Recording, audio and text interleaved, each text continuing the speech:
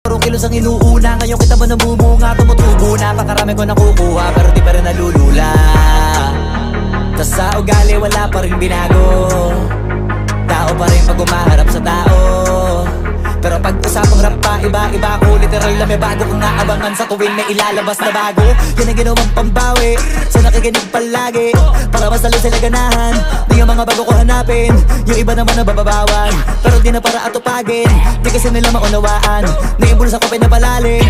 Kahit pa paano naman naganap ako paunti-unti, gumalaw ng pino, hindi maitatanggi. Iba din na laking munti, pila may anting-anting. Sa galing may malayo kunting, naging kambing sa dami ng hinahin na putahe. Pwedeng akalaing malaking kantin. Yung iba nakahalata na sa pangalan naglaka, nagiging malala bigla, lalo pag pabaliktad na bignasa.